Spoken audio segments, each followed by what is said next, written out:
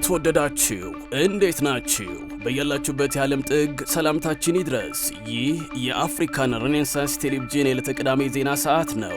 በዛሬው የዜና ሰዓታችን በነጭ ሳር ብሔራዊ ፓርክ የሚኖሩ የዝንጀሮች መንጋ በአካባቢው ማህበረሰብ ላይ ጉዳት እያደረሰ ነው ስለመባሉና ይወሰዳል ስለተባለው እርምጃ፣ አደገኛ የተባሉ ህገወጥ የሰው አዘዋዋሪዎች በዩናይትድ አረብ ኤሚሬትስ በቁጥጥር ስር ዋሉ፣ ለኢትዮጵያ መንግስትም ተላልፈው ተሰጡ፣ ጋዜጠኞች በቀን ከ3 ሲኒ በላይ ቡና በመጠጣት ከሙያዎች ሁሉ ቀዳሚ ደረጃን መያዛቸውን ጥናት አሳየ። እነዚህን የተመራረጡ የሀገር ውስጥና የባህር ማዶ መረጃዎችን፣ የኪነ ጥበብና ስፖርታዊ ጉዳዮችን የምናደርሳችሁ ይሆናል። እንድትከታተሉን ከወዲሁ በአክብሮት የምጋብዛችሁ ናቲማናዬ ነኝ። ወደ ቀዳሚው ዜናችን ስናልፍ በነጭ ሳር ብሔራዊ ፓርክ የሚኖሩ የዝንጀሮች መንጋ በአካባቢ ማህበረሰብ ላይ ጉዳት እያደረሱ እንደሆነ ተሰምቷል። ዝርዝሩን ዳንኤል ተሾመ ይነግራቸዋል።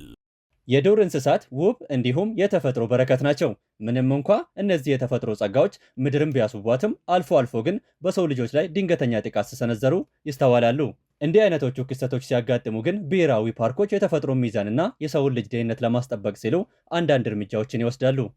ሰሞኑን በወጣው መረጃ በጋሞ ዞን በነጭ ሳር ብሔራዊ ፓርክ የሚኖሩ የዝንጀሮ መንጋዎች በአርባ ምንጭ ከተማ በተለያዩ አካባቢዎች ጥቃት እየፈጠሩ መሆኑ ተሰምተዋል። በከተማዋ የዝንጀሮ መንጋዎች በሰው ላይ ጉዳት ማድረሳቸውን ተከትለው በዱር እንስሳት ጥበቃ ባለስልጣን ነጭ ሳር ብሔራዊ ፓርክ ጽሕፈት ቤት ላይ በቀረበ ክስ ፍርድ ቤት ውሳኔ አስተላልፈዋል።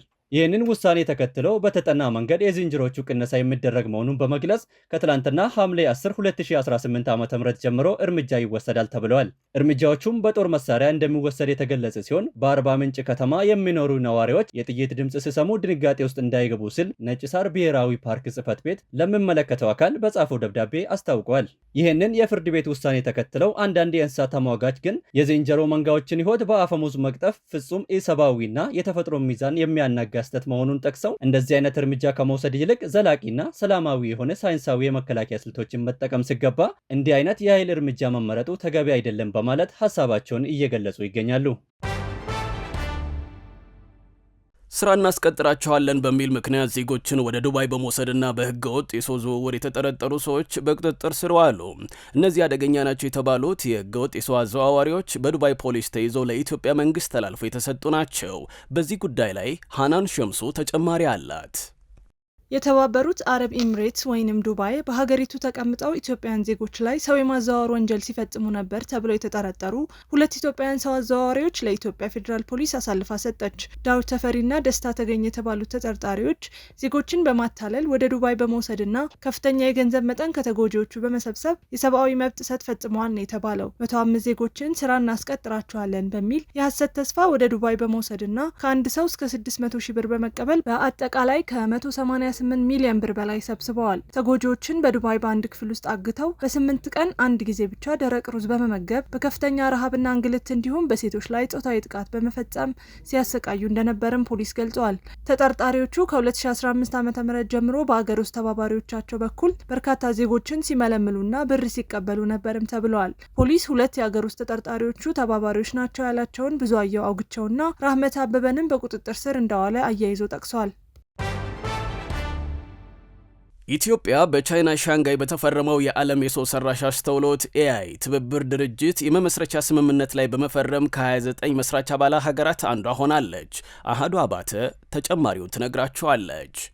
የዓለም የሰው ሰራሽ አስተውሎት ኤአይ ትብብር ድርጅት በቻይና ሻንጋይ ከተማ ተመስርቷል። ሀገራችን ኢትዮጵያም ከ29 መስራች አባል ሀገራት መካከል አንዷ ሆናለች። ሮይተርስ እንደዘገበው ድርጅቱ በሰው ሰራሽ አስተውሎት ዘርፍ የሀገራትን ትብብር ለማጠናከርና የዓለም አቀፍ የኤአይ አስተዳደርን ለማጎልበት የተቋቋመ ነው። የመመስረቻ ስምምነቱ 29 ሀገራት የፈረሙ ሲሆን ከነዚህም 10 የአፍሪካ ሀገራት ይገኙበታል። ኢትዮጵያ፣ ኬንያ፣ ደቡብ አፍሪካና አልጄሪያ ከመስራች አባል ሀገራቱ መካከል ይገኛሉ። የድርጅቱ ዋና መስሪያ ቤትም በሻንጋይ እንደሚሆን የቻይና መንግስታዊ የዜና ወኪል ዚንዋ ዘግቧል። በዓመታዊው የዓለም የኤአይ ጉባኤ ላይ የቻይና ፕሬዚዳንት ዚ ጂንፒንግ የሰው ሰራሽ አስተውሎት ልማትና አስተዳደር በዓለም አቀፍ ትብብር ሊመራ እንደሚገባ መግለጻቸውን አሶሲኤትድ ፕሬስ ዘግቧል። በጉባኤው ላይ የካዛክስታን፣ የካምቦዲያና የታይላንድ መሪዎች እንዲሁም የተባበሩት መንግስታት ዋና ጸሐፊ አንቶኒዮ ጉተሬዝ ተገኝተዋል። የኢትዮጵያ ብሔራዊ ባንክ ለአዲስ አስመጪዎችና ላኪዎች የብሔራዊ ባንክ የሂሳብ ቁጥርን በኤሌክትሮኒክ አንድ መስኮት አገልግሎት እንዲያገኙ ወሰነ። እድላዊት ታምሩ ተጨማሪ አላት።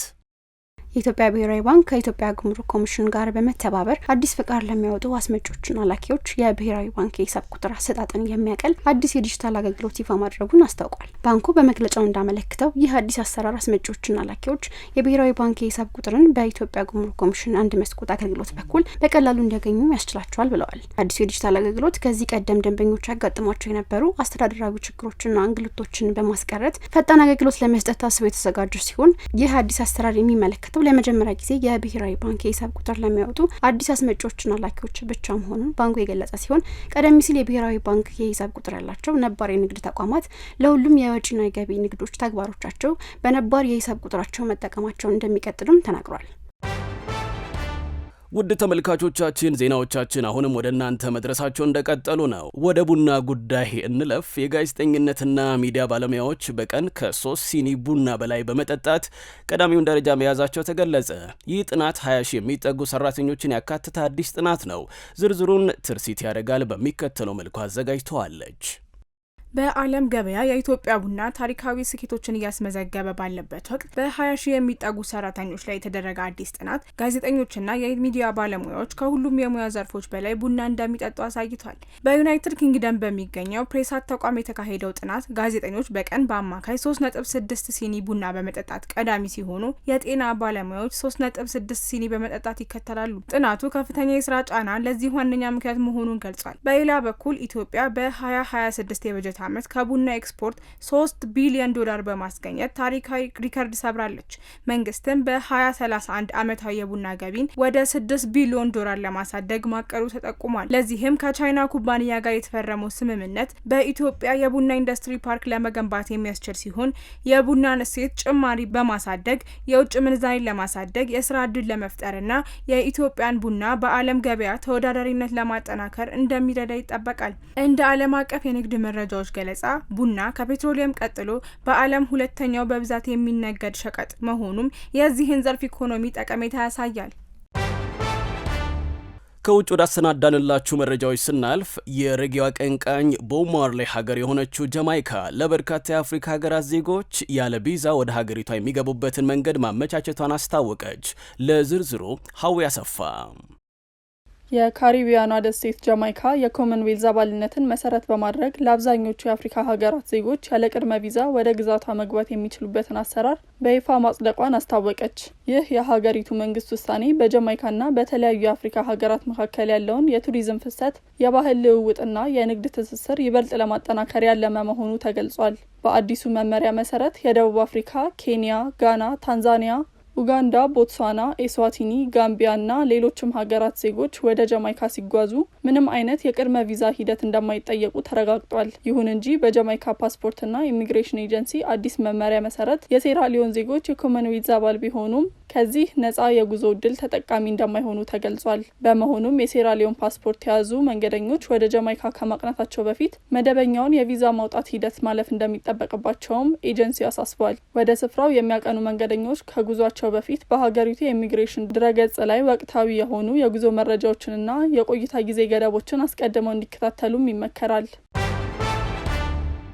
በዋሽንግተንና በቴህራን መካከል የተደረሰው የተኩስ አቁም ስምምነት መፍረሱን ተከትሎ መካከለኛው ምስራቅ ዳግም ወደ አስከፊ የጦርነት ቀውስ እያመራ ነው። የአሜሪካን ጦር በኢራን ለ7ኛ ተከታታይ ምሽት ከባድ የአየርና የባህር ላይ ጥቃት መፈጸሙን ሲያስታውቅ፣ ኢራን በበኩሏ በቀጠናው በሚገኙ የአሜሪካን ጦር ሰፈሮች ላይ አጸፋዊ እርምጃ መውሰዷን አስታውቃለች። ለዝርዝሩ ፍራኦል አሸናፊ። ፕሬዚዳንት ዶናልድ ትራምፕ ከቴህራን ጋር ተደርሶ የነበረው ተኩስ አቁም ማብቃቱን በይፋ ካስታወቁ በኋላ የአሜሪካ ማዕከላዊ ሕዝብ በኤክስ ገጹ ባወጣው መግለጫ 7ኛ ዙር ጥቃቱን ማጠናቀቁን አስታውቋል። አሜሪካ የጦር ጄቶችን፣ ሰው አልባ አውሮፕላኖችና የጦር መርከቦችን በመጠቀም በፈጸመችው በዚህ ጥቃት የኢራንን የቅኝት ጣቢያዎች፣ ወታደራዊ ሎጂስቲክ መሰረተ ልማቶች፣ ከምድር በታች የሚገኙ የጦር መሳሪያ ማከማቻዎችንና የባህር ኃይልን በዋናነት ኢላማ ማድረጓን ገልጻለች። በርካታ ደቡባዊ የኢራን ከተሞች ላይ የተፈጸመው ይሄው ከባድ ጥቃት ቁልፍ የሆኑ ድልድዮችንና የኃይል ማመንጫዎችን ማውደሙን የኢራን አብዮታዊ ዘብ አስታውቋል። ኢራን ለዚህ ጥቃት በሰጠችው በሰጠችው አጸፋዊ ምላሽ በባህሬን፣ ኩዌት እና ዮርዳኖስ የሚገኙ የአሜሪካ ጦር ሰፈሮች ላይ የሚሳኤል ጥቃቶችን ፈጽማለች። በአሁኑ ሰዓት ኩዌት እና ባህሬን የኢራን ጥቃት ለመከላከል የአየር መከላከያ ስርዓቶቻቸውን አንቅተው ሚሳኤሎችን በማክሸፍ ላይ ሲሆኑ ዮርዳኖስ በበኩሏ 10 የኢራን ሚሳኤሎች በአየር ላይ ማክሸፏን አስታውቃለች። የኢራን ባለስልጣናት በሰጡት ጠንካራ መግለጫ ውጊያ እያካሄዱ ወደ ድርድር ጠረጴዛ መምጣት እርግፍ አድርገው እንደሚተው ተሳስበዋል። ይህንኑ ከወራት በፊት ወደ ነበረው አስከፊ አውድ የተመለሰው ቀጠናዊ ውጥረት ተከትሎ የአሜሪካ የውጭ ጉዳይ ሚኒስቴር በመካከለኛው ምስራቅ የሚገኙ ዜጎቹ ከፍተኛ ጥንቃቄ እንዳደረጉና የጉዞ እቅዶቻቸውን በድጋሚ እንደጠኑ ጥብቅ ማሳሰቢያ አስተላልፏል። በሌላ በኩል ደግሞ የየመኑ ታጣቂዎች በቅርቡ የቀይ ባህርን ንግድ መስመር ሙሉ በሙሉ ለመዝጋት በዝግጅት ላይ መሆናቸውን መሰማቱን ዘገባዎች ጠቁመዋል። ወደ ተመልካቾቻችን ለቅዳሜያችሁ የሚሆኑ ኪነጥበባዊ መረጃዎችን እንንገራችሁ። ግዙፉ የመጽሐፍ አውደሪ ንባብ ለህይወት በዚህ ዓመትም ይካሄዳል። የዘንድሮ አውደሪ ከሐምሌ 23 እስከ 26 2018 ዓ.ም በኤግዚቢሽን ማዕከል ይካሄዳል። በዚህ አውደሪ ተጠባቂ ከሆኑ ነገሮች አንደኛው የደራሲ አዳም ረታ አዲስ መጽሐፍ መዝሙረ ሄላም የሚመረቅበት ስነስርዓት እንደሆነ ሰምተናል።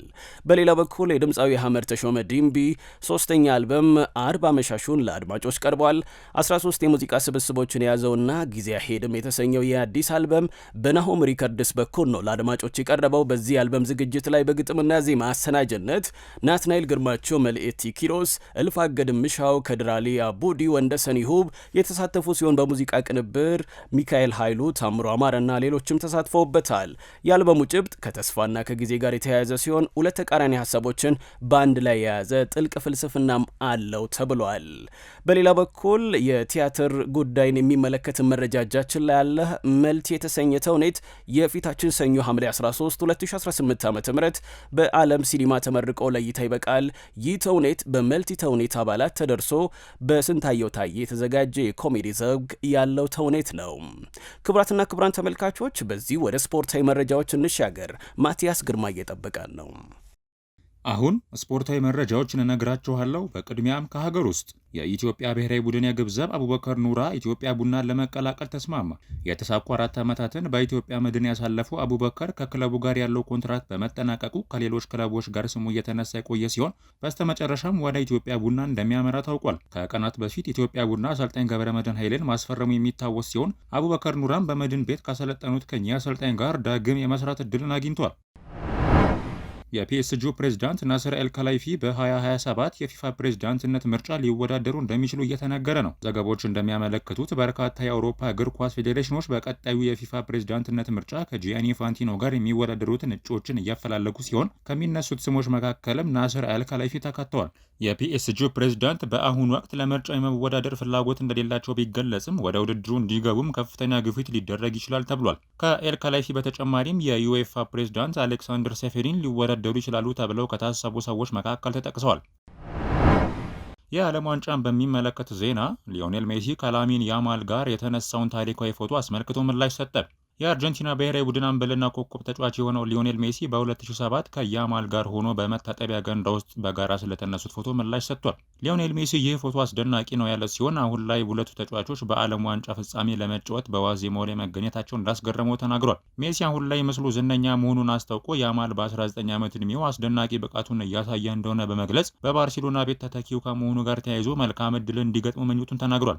አርጀንቲናና ስፔን በነገው ዕለት በሁለቱ ኮከብ ተጫዋቾቻቸው እየተመሩ ከምሽቱ 4 ሰዓት ላይ የፍጻሜ ጨዋታቸውን የሚያከናውኑ ሲሆን ፉክክሩን በታሪካዊ ፎቶ ምክንያት ሌላ አጓጊ ምዕራፍ ለተመልካቾች ከፍቷል። ከነገው የፍጻሜ ጨዋታ በፊት በዛሬው ዕለት የደረጃ ጨዋታ ከሌሊቱ 6 ሰዓት ላይ የሚደረግ ሲሆን ፈረንሳይና እንግሊዝ የሶስተኛውን ቦታ ለማግኘት የሚፋለሙ ሀገራት ናቸው። ውድ ተመልካቾቻችን የአፍሪካን ሬኔሳንስ ቴሌቪዥን የሰዓቱ ዜናዎች የተከታተላችሁትን ይመስሉ ነበር። ዜናዎቹን ለእናንተ ሳደርስ አብሬያችሁ ቆይታ አድርጌያለሁ። ናቲማናዬ ነኝ። ስለሰጣችሁን ጊዜ ከልብ እያመሰገንን ከቀሪ የጣቢያችን ዝግጅቶች ጋር መልካም ጊዜን እንመኛለን።